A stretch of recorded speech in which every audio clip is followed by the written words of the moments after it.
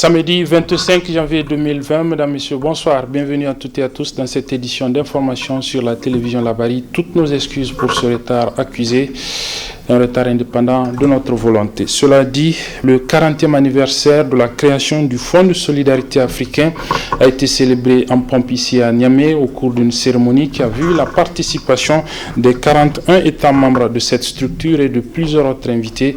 La cérémonie d'ouverture a été présidée par le Premier ministre chef du gouvernement Brigitte Raffini. Le résumé de la cérémonie d'ouverture avec nos reporters Aboubakar Souley et Asmaou Seydou. Le Fonds de solidarité africain, 40 ans au service de l'émergence africaine, défis et perspectives pour une nouvelle dynamique, c'est le thème retenu pour la présente assise qui marque la cérémonie d'ouverture du 40e anniversaire du Fonds de solidarité africain FSA, une cérémonie qui a vu la présence des 14 États membres. Dans son mot de bienvenue à cette rencontre, le gouverneur de la région de Niamey a souhaité un joyeux anniversaire au directeur du FSA et l'ensemble du personnel. Prenant la parole à son tour, le haut représentant de l'Union africaine a félicité et encouragé le FSA pour toutes ses réalisations durant ces 40 ans. Ma reconnaissance va à l'endroit des membres des différents organes du FSA qui travaillent hélas à la consolidation des acquis de notre institution dans un monde en pleine mutation. Aussi voudrais-je remercier son Excellence, M. Issoufou Mamadou, président de la République du Niger, chef de l'État, ainsi que le gouvernement de la République du Niger et le peuple nigérien pour l'accueil chaleureux qui nous a été réservé depuis notre arrivée à Niamey.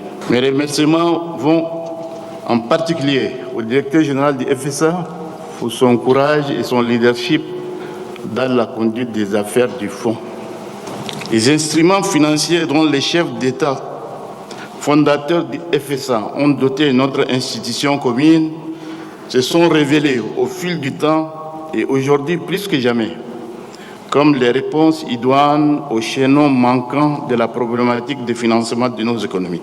Pour le ministre des Finances de la République du Tchad, les institutions financières formelles doivent adapter leurs produits aux besoins locaux, à savoir ceux des populations les plus pauvres. Les avancées enregistrées par le Fonds de solidarité africain montrent qu'ensemble, nous pouvons faire beaucoup. Ces avancées démontrent également que l'Afrique resserre en son sein les moyens pour son propre développement et ce qui a souvent manqué, c'est la volonté politique et la capacité de nous mettre ensemble afin d'affronter les défis qui sont les nôtres. C'est la volonté politique renouvelée et la détermination des leaders en particulier qui permettront à notre continent d'atteindre ses objectifs de développement et de sécurité. Dans son discours d'ouverture, le Premier ministre, chef du gouvernement, a salué et félicité le FSA pour tous ses efforts. Je note avec satisfaction que le Fonds de solidarité africain, malgré certaines contingences, liées notamment au retrait de la France en 2000, a su garder le cap en se déployant sur le marché de la garantie des emprunts obligataires et des crédits bancaires, mais aussi le financement des dettes bancaires des petites et moyennes entreprises et petites et moyennes industries. Je me réjouis de cette dynamique, car notre continent a besoin d'investissements massifs. Enfin, un film institutionnel sur le FSA a été projeté à l'assistance. Le FSA, 40 ans au service du financement de l'émergence africaine. Voilà, à la fin de cette cérémonie d'ouverture de la célébration du 40e anniversaire du Fonds de solidarité africain, la fin donc de la célébration de ce 40e anniversaire a été marquée par un communiqué final lu par le ministre nigérien de l'économie et des finances que je propose ici de suivre en extrait. À l'entame des travaux ce matin, lors de l'intervention de son Excellence Brigitte Raffini, Premier ministre de la République du Niger, chef du gouvernement, mention a été faite de la nécessité de refonder les bases de notre institution pour la rendre plus efficace au service du développement économique de nos États membres. Monsieur le Premier ministre avait mentionné que pour atteindre cet objectif, il était nécessaire de revoir 3 principaux axes stratégiques concernant le Fonds de solidarité africain. Il s'agit, premièrement, de l'élargissement de l'actionnariat du Fonds par l'adhésion de nouveaux États et d'un actionnaire de référence. Deuxièmement, du renforcement de ses ressources financières. Et troisièmement, de l'amélioration de son cadre institutionnel en conférant au Fonds un statut particulier reflétant son caractère panafricain. Je me réjouis des contributions effectuées au cours des différents échanges. J'ai noté avec satisfaction en particulier, à travers le rapport général, des avancées notables sur chacun des 3 axes. Je prends note des engagements et des orientations formulées. Les conclusions des travaux ne resteront pas lettres mortes. Les organes de gestion du fonds prendront, chacun en ce qui le concerne, les décisions appropriées à l'effet d'atteindre les objectifs subséquents aux orientations données par son Excellence, Monsieur le Premier ministre. En espérant que vous avez passé un agréable séjour à Niamey, Niala, qu'on peut traduire par Niamey la coquette, je souhaite à chacun de vous un excellent retour dans son pays. Voilà, le ministre nigérien de l'économie et des finances, Mamadou Diop, cet après-midi à la clôture du 40e anniversaire de la création du Fonds de solidarité africain, le FSA. Cérémonie de salubrité ce matin dans l'enceinte de l'école de l'Institut africain de la technologie IAT. Elle a été organisée par l'amicale des anciens élèves et étudiants de cet institut. L'amicale était accompagnée dans cette opération par l'administration de l'Institut. Le point avec nos reporters Khalid Bourema et Nafissa Zakou.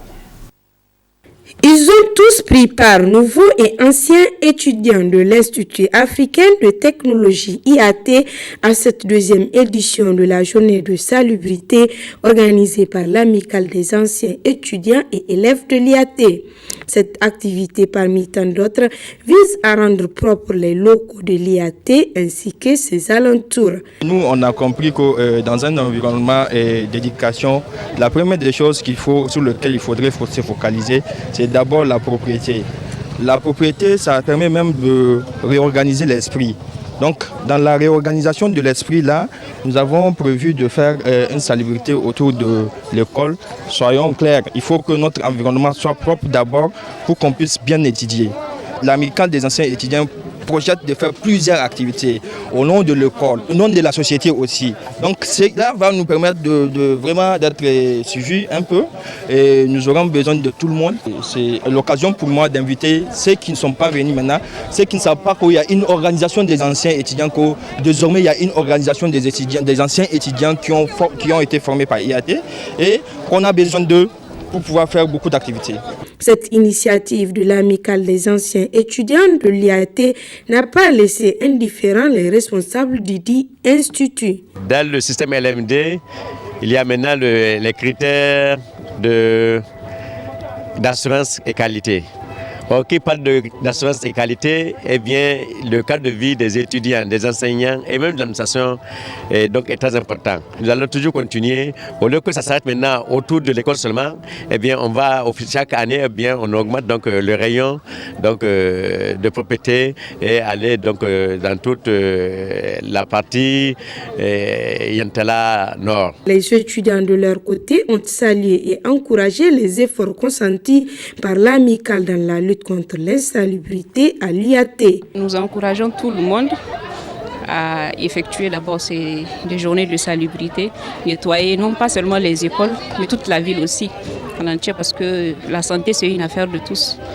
Aujourd'hui, c'est un jour important pour nous parce qu'on doit nettoyer cette école, parce que c'est notre école. On fait ça pour l'humanité et pour la nation. C'est un exemple pour tout le monde.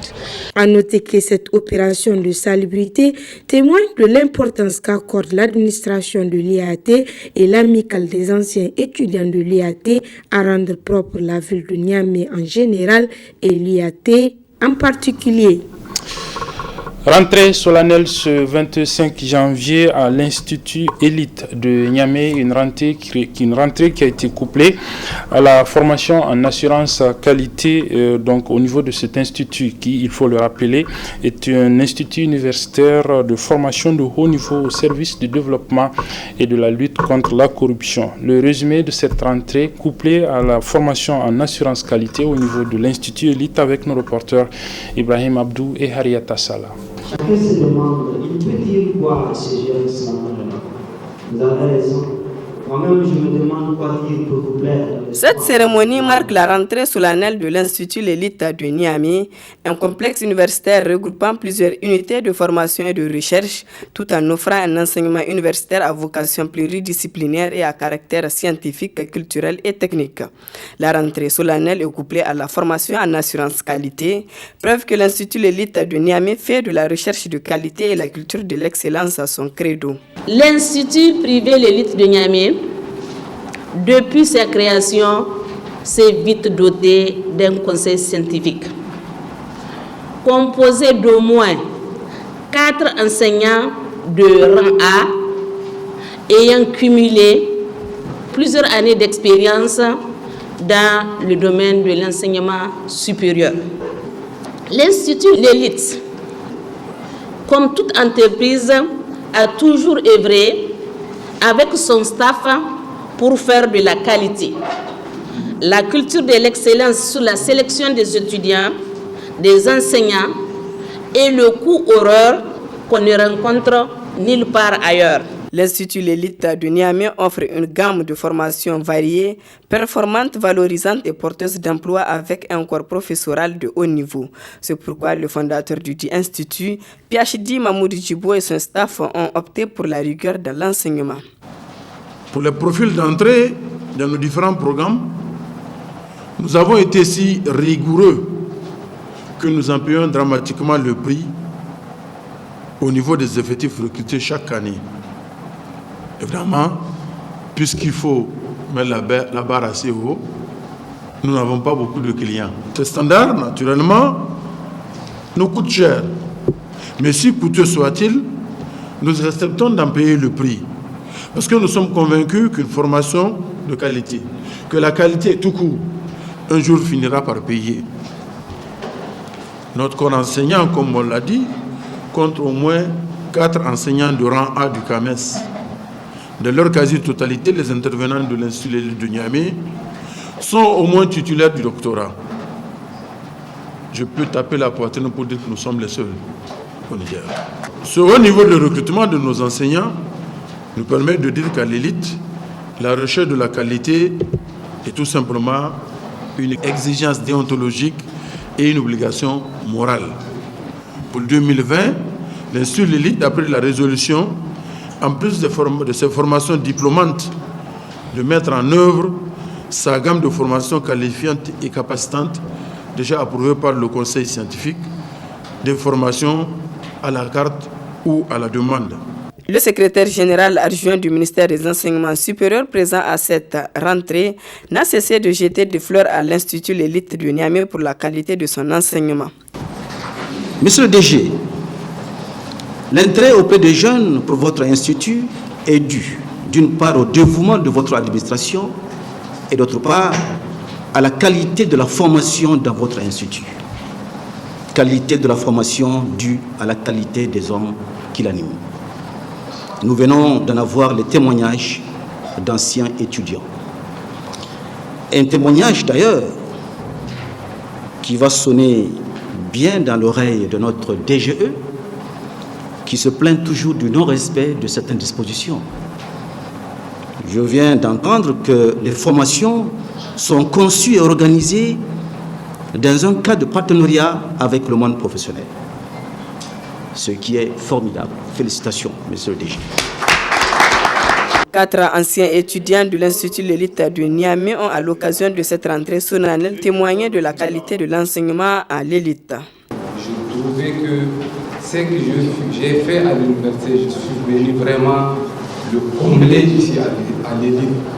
Pourquoi? Parce que sans compter les cours théoriques, j'ai été sur le terrain à l'élite.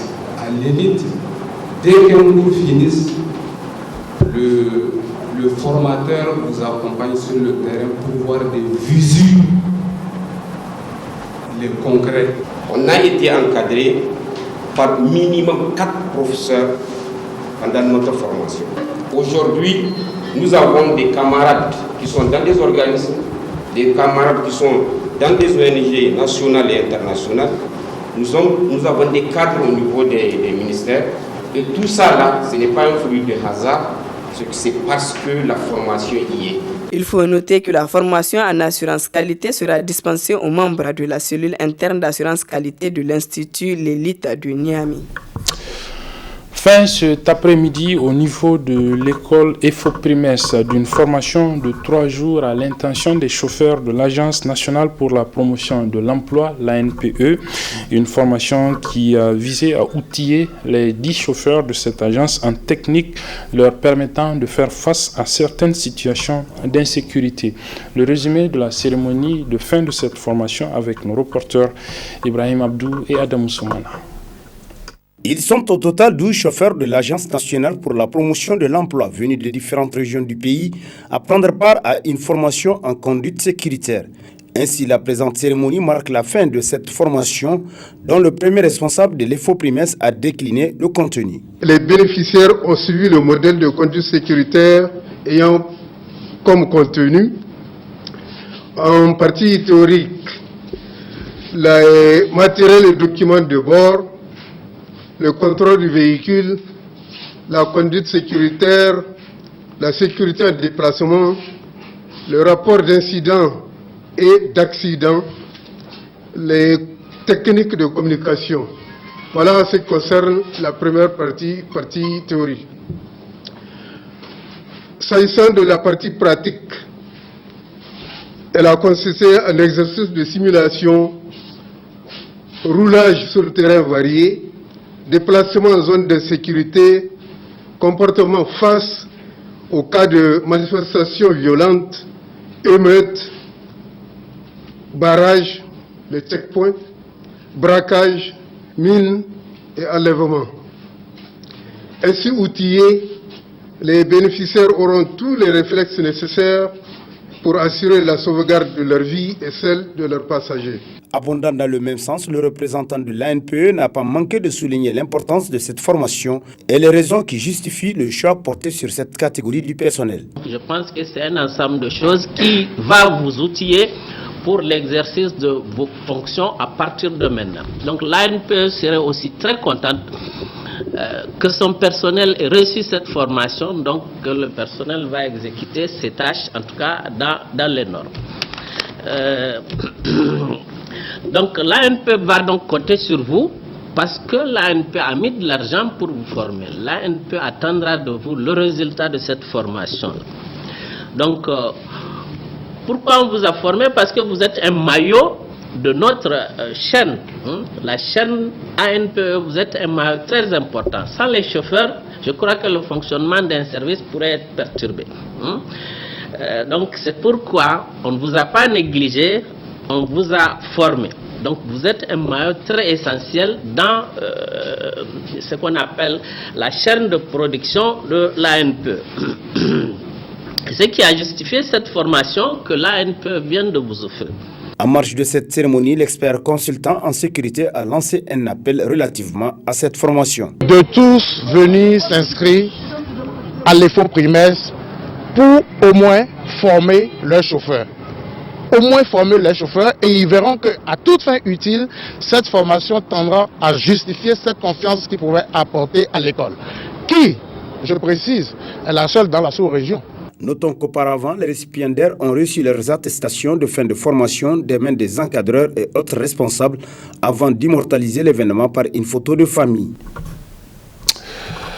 Dans un communiqué de presse rendu public aujourd'hui, le syndicat national des employés des finances, SINATEF, a dénoncé les dernières nominations faites au niveau de ce ministère en violation, selon le syndicat, des textes en vigueur. Le syndicat s'insurge donc contre ces nominations. Il a profité aussi de ce communiqué de presse pour condamner les dernières attaques des groupes terroristes contre les positions des forces armées nigériennes. Le résumé de ce communiqué de presse avec Hassan Saleh Mustafa. Cette sortie médiatique des employés des finances vise d'abord à dénoncer un certain nombre de pratiques en cours au sein du ministère des Finances, notamment la violation de certaines dispositions de la nomination des agents au sein du dit ministère. Le Ben Sinatef 1 interpelle le ministère des Finances au respect des dispositions de l'article 4 de la loi numéro 2007-26 du 23 juillet 2007 portant statut général de la fonction publique de l'État dans le cadre de nomination des agents au ministère des Finances.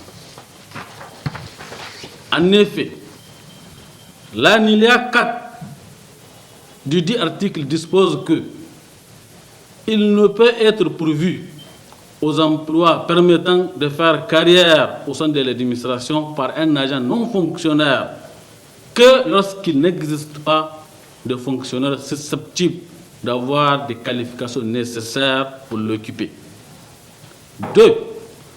Sans remettre en cause le pouvoir discrétionnaire du ministre des Finances à proposer des cadres pour des nominations au poste, le Ben Sinatef rappelle au ministre des Finances que la politique politicienne et la politique à outrance nuisent gravement au bon fonctionnement de notre administration.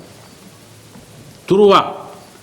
Exige du ministre des Finances la prise en compte des compétences disponibles du ministère dans les nominations au poste conformément aux dispositions de l'article 4 de la loi citée ci haut. 4. Exige des responsables du ministère des Finances la mise en place d'un plan de carrière en vue d'une meilleure organisation, gage du bon fonctionnement de cette entité. 5. Demande au ministre des Finances de prendre toutes les mesures nécessaires pour mettre à la disposition des employés des finances des moyens matériels suffisants pour accomplir leur mission dans le cadre de la mise en œuvre des réformes engagées. 6. Rappelle aux autorités du ministère des Finances leur engagement dans le cadre de la mise en œuvre d'un plan global de formation pour mettre fin aux discriminations faites à l'endroit de certains agents dans la mise en position de stage. La situation sécuritaire qui prévaut au Niger, particulièrement dans la région de Tillabéri, est également au cœur des préoccupations du syndicat national des employés des finances. Le Ben Sinatef demande au gouvernement de mettre plus de moyens à la disposition de nos forces de défense et de sécurité pour battre cet ennemi, pour faire face à cet ennemi sans foi ni loi qui porte atteinte à la culture sociale de notre pays. 8. Et enfin, le Ben Sinatef apporte son soutien à toutes les forces de défense et de sécurité qui font preuve de bravoure et de professionnalisme dans l'exercice de leur mission, présente ses condoléances les plus attristées aux familles des soldats tombés sur les champs d'honneur et souhaite un prompt rétablissement aux blessés. Le bureau exécutif national du Sinatef, qui s'indigne face à la situation qui prévaut actuellement au ministère des Finances, demande aux militants et militantes de rester vigilants et mobilisés. Une équipe du programme PBF était ce matin dans le village de Goubeberi-Zarma, c'est dans la commune rurale de Fabidji, département de Boboy, région de Dosso. Cette équipe est allée constater les réalisations faites dans le cadre de ce programme. Le compte rendu avec nos reporters Chebou Guisso et Hamza Sakou. Faire la promotion de la cohésion sociale entre agriculteurs et éleveurs dans les régions de Dosso et Maradi à travers une approche basée sur le genre et la diversité est l'objectif de ce projet qui est mis en œuvre par l'Organisation des Nations Unies pour l'alimentation et l'agriculture et l'ONG ONU Femmes. Le préalable pour accéder au financement, c'est une étude, il faudrait faire une analyse des facteurs de conflit dans le pays. Donc une analyse des facteurs de conflit a été effectuée en 2014 et les différents facteurs de conflit ont été dégagés. Et sur cette base, un plan prioritaire pour la consolidation de la paix a été élaboré. Il a été élaboré de concert avec toutes les parties prenantes, le système des Nations Unies, le gouvernement à travers la haute autorité de la consolidation de la paix et les organisations de la société civile. Et ce plan prioritaire est devenu un cadre de référence pour toutes les interventions du programme du Peace Building Fund, PBF, au Niger. Et ce programme, il est articulé autour de 3 composantes sur la base justement des facteurs de conflit. La première composante, c'est l'implication pacifique des jeunes dans les zones à risque. Vous savez, les jeunes peuvent constituer une opportunité pour la consolidation de la paix. S'ils sont bien contenus, le cas échéant, ils peuvent être un danger, une bombe dans un pays. Donc c'est pourquoi nous avons le fonds à viser la jeunesse. Et la deuxième composante, c'était la prévention et la gestion des conflits liés aux ressources naturelles. C'est ce que nous venons de voir ici, le programme qui est mis en œuvre ici dans la zone de Birni, dans la zone de Kankane, de la commune de Fabichi. Voilà. Et la troisième composante, c'est la sécurité dans les zones transfrontalières. Donc ça, vous n'êtes pas sans savoir ce que nous sommes en train de vivre actuellement dans les zones transfrontalières. Donc le fonds PBF vise cet aspect dans le cadre de la consolidation de la paix au Niger. Dans son mot de bienvenue, le maire de la commune rurale de Fabrigi a souligné l'importance du projet dans cette localité, tout en remerciant le bureau Afrique DCO. La mise en œuvre des activités des projets dans 10 villages de notre commune a permis, entre autres, la mise en place des 85 clubs d'Imitra, regroupant plus de 2300 membres, dont 1341 femmes, fréquentant 55,96%. L'identification et la formation des 100 femmes médiatrices, soit 10 femmes par village. La mise en place d'équipement de 10 commissions foncières de base et la formation de leurs membres. Parlant des changements, ces activités ont permis de changer positivement les comportements et les pratiques des communautés, ce qui participe sans nul doute à la promotion et au renforcement de la cohésion et la quiétude sociale, non seulement entre agriculteurs et éleveurs, mais aussi entre les autres couches sociales de la communauté. Nous avons pour preuve le rôle essentiel que jouent les femmes médiatrices dans le règlement des conflits familiaux et leur pleine implication dans toutes les questions touchant la vie du village. Et c'est après un travail de terrain fait par les clubs d'Imitra. Ces clubs d'Imitra, je dirais, sont aujourd'hui des véritables sources d'inspiration pour les comités chaque fois qu'il y a des décisions de développement socio-économique et qui sont à prendre dans un esprit de paix, de solidarité et de cohésion sociale. C'est donc compte tenu de tous ces résultats concrets que le privilège me revient, au nom des populations de la commune rurale de Fabi, de remercier de vive voix les bailleurs de fonds et les structures de mise en œuvre, telles que la haute autorité à la consolidation de la paix, le secrétariat permanent du Code rural, la FAO et l'ONU-FAM, qui trouvent ici l'expression de notre profonde gratitude. La population de Goubéry-Zerma recommande au projet PBF d'élargir le programme dans les autres villages environnants. Le village de Mbanga, il est situé dans le département de Kolo, région de Tillabéri, a depuis le 23 janvier dernier un chef. Il a été élu par l'ensemble des votants inscrits. Une élection qui s'est déroulée en présence du préfet du département de Kolo. L'ambiance de ce scrutin avec notre reporter Hassan Saleh Mustafa. Il s'appelle Elhaj Yacoub Soumaïla Dizankay Baba. C'est celui qui a désormais la lourde tâche de défendre les intérêts des habitants du village de Mbanga Fandora et leurs biens. Le tout premier chef du village de Mbanga Fandora a été élu par l'ensemble des votants inscrits sur la liste, soit 46, tous qui ont porté leur confiance à Zankay Baba, qui se veut rassembleur, soucieux de la situation des habitants et toujours à l'écoute de la population. Donc, le choix de Elhaj Yacoub Soumaïla comme nouveau chef du village de Mbanga Fandora n'est pas un fait du hasard, mais un choix très rassurant. Ainsi, prenant la parole à cette occasion devant les habitants du village et ceux des autres villages environnants, Elhaj Yacoub Soumaïla dit Zankay Baba, plein d'émotion, a tout simplement remercié tout le village qui lui a désormais confié cette lourde et exaltante mission.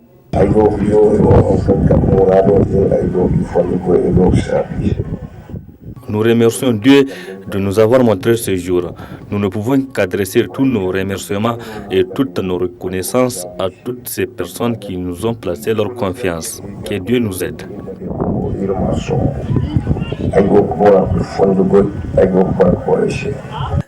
L'élection du nouveau chef du village de Mbanga Fandora s'est déroulée sans aucun incident et devant des grands témoins qui sont le préfet du département de Kolo, le maire de Namaro, les représentants des chefs des cantons de la zone et de plusieurs autres invités.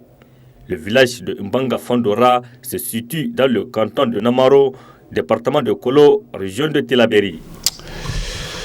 Le président de la Commission nationale des droits humains, le professeur Khalid Ikri, a effectué ce matin une visite à la foire itinérante destinée aux personnes en situation de handicap.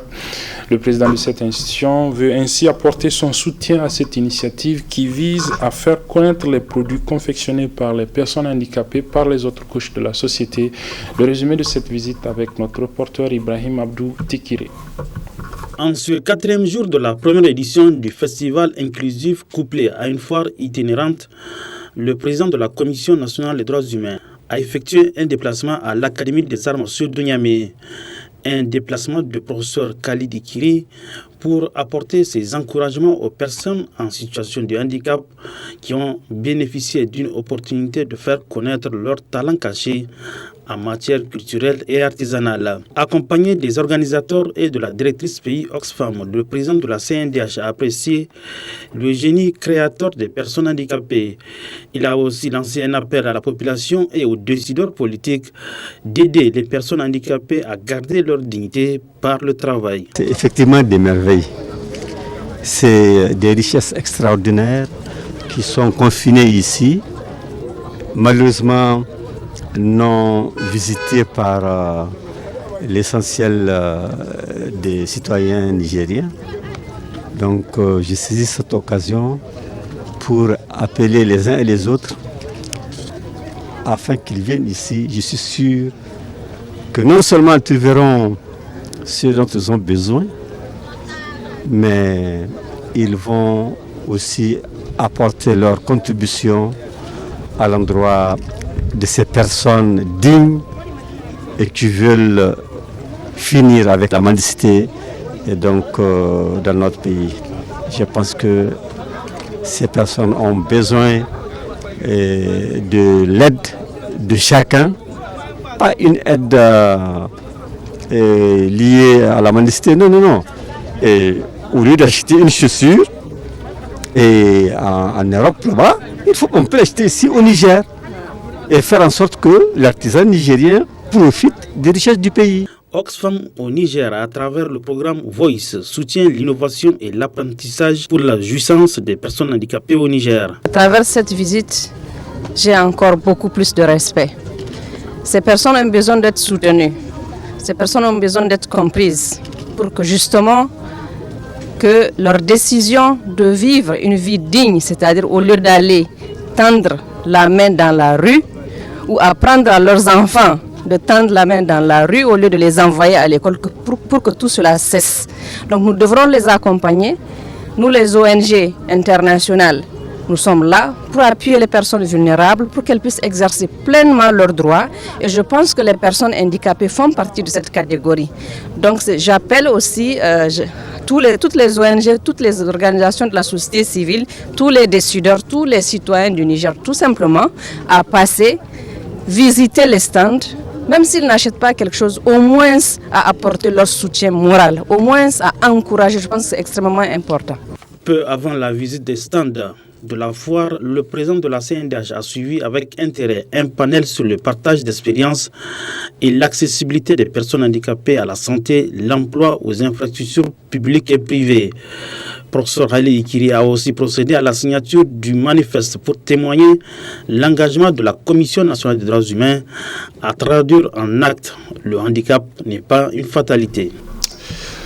Sport, football, pour refermer ce journal avec les éliminatoires de la Coupe du monde féminine des moins de 17 ans qui se joue donc depuis quelques mois dans la zone Afrique. L'équipe nationale des moins de 17 ans, l'équipe féminine donc, a, vous le savez, dans son match aller face au Libéria, perdu 4-0. Le match retour est donc prévu ici demain au stade général Séni Kountché de Niamey. À la conférence de presse d'avant-match, les deux entraîneurs des deux équipes étaient donc face à la presse. Je propose d'abord de suivre les propos du coach du Libéria. Moi, je dis que le football, ce n'est pas un fait de hasard.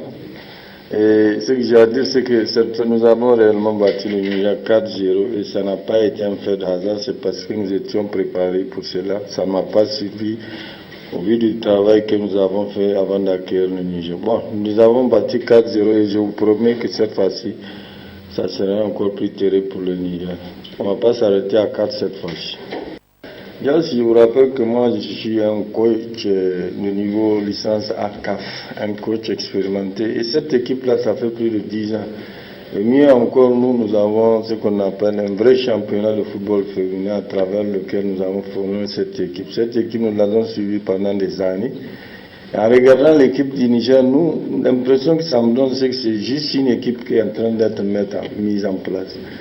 Il n'y a pas, techniquement, il n'y a aucune coordination. On sent que c'est des filles qu'on a pris, on est en train de vouloir construire une équipe. Mais ce n'est pas une insulte pour le football nigérien, mais je dis qu'elles sont en train de commencer. Et nous sommes en avance sur elles. C'est ça la différence, c'est que nous sommes en avance. Voilà, les gazelles du Niger de moins de 17 ans vont avoir une victoire demain avec le soutien du public. C'est en tout cas ce que promet leur entraîneur Kofi Cyprien que je propose de suivre. Ne parlons pas de mission impossible déjà. Parce que le premier objectif pour nous, c'est de gagner le match devant notre public. Maintenant, le reste, Dieu seul sait comment va se finir ce match-là. Mais notre premier objectif d'abord, c'est de gagner ce match-là. C'est ça le premier objectif. Maintenant, les circonstances du match peuvent faire que nous pouvons nous qualifier ou pas. Mais notre premier objectif, c'est de gagner ce match-là coûte que coûte. Inch'Allah. Vous dites que le coach libérien n'a pas peur. D'accord, c'est normal. Avec un match de 4 buts quand même, il n'a pas à avoir peur. Maintenant, les circonstances du match, là, c'est pas lui qui décide comment ça va se faire. C'est arrivé sur le terrain que c'est le terrain qui va décider de ce que sera ce match-là. Mais je pense que même le libéral, il a eu peur. Donc, il a vraiment un matelas confortable de 4 buts. Maintenant, je vous ai dit, notre premier objectif d'abord, c'est de gagner ce match-là. Et maintenant, les circonstances feront que si on va chercher la qualification ou pas. Donc, on essaie de préparer en vue de cela. Et on verra ce que ça donnera demain. Voilà, c'est donc sur cette promesse de l'entraîneur des joueuses de football de l'équipe nationale des moins de 17 ans du Niger, une promesse d'une victoire donc demain face à l'équipe du Libéria dans le cadre des éliminatoires zone Afrique de la Coupe du monde féminine des moins de 17 ans que se referme cette édition. Mesdames, Messieurs, encore une fois, merci de l'avoir suivi. Merci aussi aux équipes techniques et rédactionnelles qui m'ont aidé à la présenter. Les programmes se poursuivent sur la télévision Labari. Au revoir et bonne soirée.